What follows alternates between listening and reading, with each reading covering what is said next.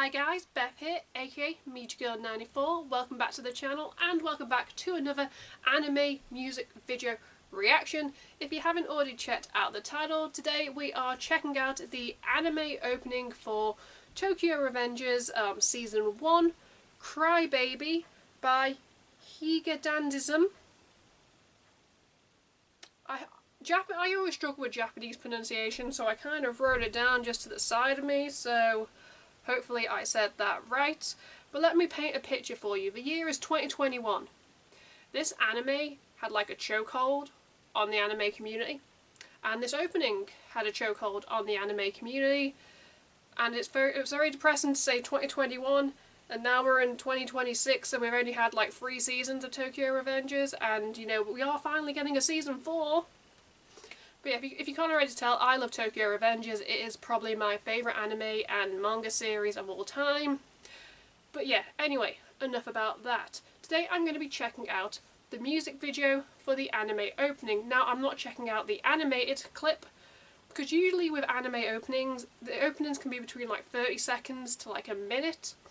And for example, this song is 4 minutes long, so you kind of have to take a 4-minute song and kind of condense it down to like less than a minute in order to kind of tell the story of like the opening of the anime. So I thought, why not check out the full length music videos? I'm going to have the subtitles on, I've got the lyrics next to me so we can, you know, dive into it. But yeah, I love Tokyo Revengers, and it's a pretty self-explanatory story that a lot of people do not like, and I did not realise how many of my friends personally disliked this series until I tried to shove it down their throat. But yeah, it focuses on Takemichi. He's a bit of a loser in like his everyday life, and well, he kind of gets pushed in front of a train and transported back to the past, to like 2005, 2006, which is depressing for me because they were my I was in high school in 2005. But yeah, he gets transported back to like his like youthful self, and he's like he's a crybaby. And well, he becomes part of like Toman Gang, and like his whole stick is he time leaps, so he jumps between the present and the past in order to try and save people, because like his childhood sweetheart, spoiler alert, dies, so he goes back to the past to save her. He saves her, but someone else dies, and so he kind of has to keep going back and keep changing the timeline because someone else dies, and it's like wacky. There's gangs, there's like emotion, there's drama, and it had like the best opening of 2021. And a lot of people hands down say it went so hard that it didn't deserve to go so hard, but yes. You can check out, I'll leave a link up here and probably down below and at the end of the video, my top 10 anime openings, because, well, Cry Baby from Tokyo Revengers, spoiler alert, made it into my top 10 favourite anime openings. Enough rambling. Before we begin, if you'd like to support me and the channel in the future, you can by clicking a like to show me some love. You can click subscribe and tap that bell to be notified when I upload on this channel. Enough rambling, and let's just dive straight into Cry Baby, Tokyo Revengers.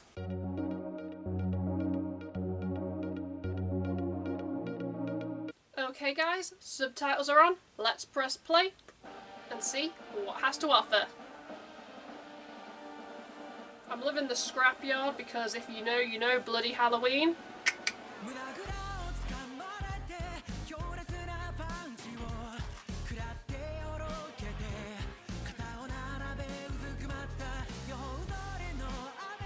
Okay, the opening bit talking about with like when Takemichi and Mikey first meet.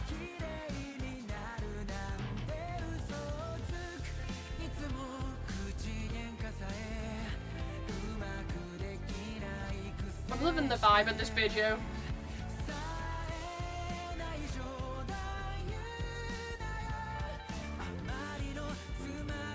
Bored me to the point I cry because Takemichi's a crybaby.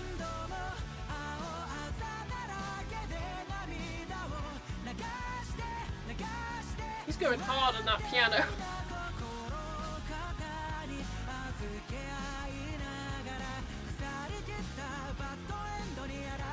Fight against the bad ending.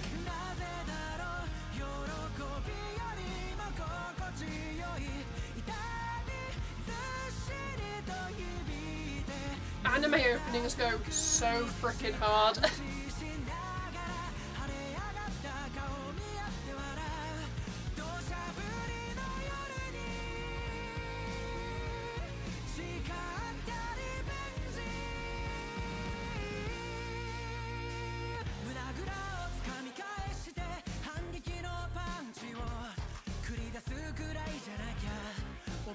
I know some people are going to mention like the tonal shifts, but it serves a purpose.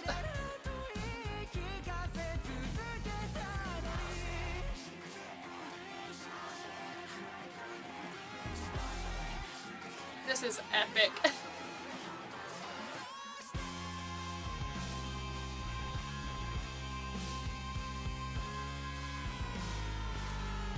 And you don't get this in like the opening because this is 4 minutes, not 30 seconds.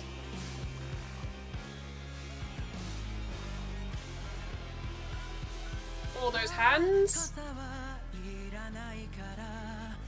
If you know, you know. Kizaki.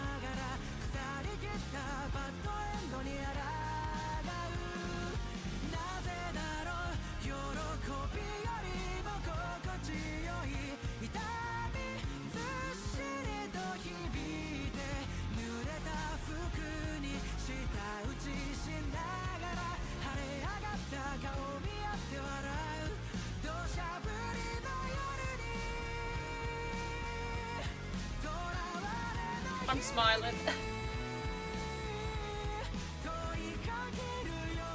We sworn this revenge in our fiery eyes.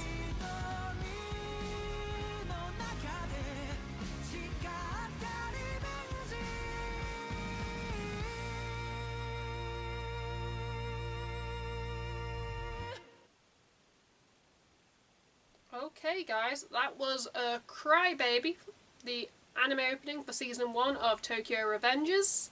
Let's talk about it. Okay guys, I do have the lyrics up here so we can discuss. If you've watched the anime, read the manga, you know. I was grabbed by the collar, got an intense punch and staggered.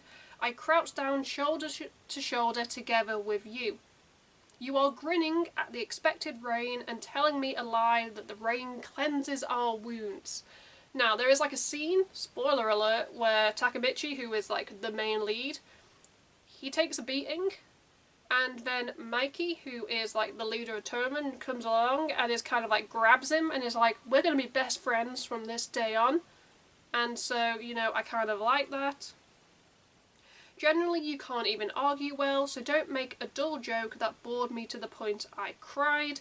Takemichi is known as being a crybaby. He gets emotionally overwhelmed. He's not the strongest fighter, but he's very motivational and people want to follow him.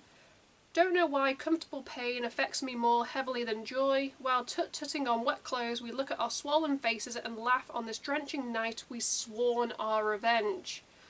Pretty much, at this point, like, the line, like, why does comfortable pain affect me more heavily than joy? Because by the end of the series, he's done a lot of like time leaping between like the past and like the present, and has changed a lot of timelines. And each time he changes something, it kind of gets a little bit darker. And quite frankly, I would not be joyful by the end of it, except, well, he is joyful because he gets what he wants. If I didn't grab you back by the collar and punch you as my counterattack, I wouldn't be able to stand next to you. I'm not afraid of opponents, no matter who they are. I don't give up, even if I get knocked out over and over again. I've kept telling myself not to forget. He gets beat down a lot. There are scenes where he does prove himself as a capable fighter, and like as like a defender, and as like a protector, but then he does also get beat up a lot, but everyone follows him, so he kind of has people around him to, you know, fight his battles for him. Being black and blue all over, we shed tears again and again. By laying our unstable hearts on the shoulders of each other, we fight against a depraved bad ending. Like I said, there's time leaping, he changes some things, there's like really dark timelines in like the present, which then he has to go back to the past to change. But you know, he does have like a bit of a support system. He has like Naoto, I can never really fully pronounce his name, and that's like his high school sweetheart's like younger brother, who's a police officer in the present, and who kind of like guides him and gives him information. And then you've got like his best friend, you've got, I can never pronounce Chief Yu. I just call him Fufu, because I can't really fully pronounce his name. He is like his vice captain, and like he follows him, and well, he knows about the time leap, and even if he doesn't understand it. But then Toman as a gang in general, despite being delinquents, there are lots of friendships that form. But yeah, so that covers the lyrics, and it pretty much covers the gist of season 1. The visuals for this music video, the fact that it's set in like a junkyard, and I immediately said in my reaction, bloody Halloween, which is set in like a scrapyard, junkyard, and it is like the first major arc and like confrontation that Takemichi kind of has to, you know, deal with. It's Toman versus Valhalla, and like he's gone back because there's a character called Baji who he wants to save, because he wants to save him, and like it's kind of like the basis of like what sets up the show, because this fight between these two gangs is kind of viewed by like other delinquents from like other gangs who will come into the story in the future. So it's kind of like, ooh, it's like the first major arc and the first major challenge, and so I really liked that. The tonal changes in this song, I know some people will be a bit like, oh, it's a little bit like jarring, but I feel like that works perfectly, especially the scenes where like he jumps between the past and like the present, and like when he shakes hands, like it's a bit jarring, and like there is like the sounds that are used in order to differentiate between travelling between the 2 points of time. I also mentioned there was like a scene of like 2 like hands like over the top of this band, and there is like a scene in like the animated opening with Kazaki, who is like the villain, the bad guy, and like he kind of like appears out of the shadows, like his face and hands, and it's like, oh, I like how they did that there. And yeah, like when I reacted to Dying Wish from Moriarty the Patriot, there were lots of little hints in that video that they kind of like took into like the animated opening, so I kind of like how that's done. And you'll get certain artists who do these anime openings that will do these epic music videos, and it's like, yeah, you can tell the anime that it was done for. But yeah, I loved it. Chef's kiss. If you don't like Tokyo Revengers, you've never checked it out, check it out. I highly recommend it. Yes. In the comments below, I'd love to hear your guys' thoughts and opinions on the song, the video, the band. Do you like it? Do you not like it? Sound off. Everybody is entitled to their own opinion here on the channel, and trust me, a lot of you guys are very opinionated. Who would have thought it? Yeah. Anyway, let's just wrap up this video before I continue to ramble. If you'd like to support me and the channel in the future, you can by clicking a like to show me some love. You can click subscribe and tap that bell to be notified when I upload on this channel. At the end of this video, you can check out my last 2 videos or playlist, depending on what mood I'm in when I'm editing this. Until next time, I'm Beth, Mediagirl94, goodbye.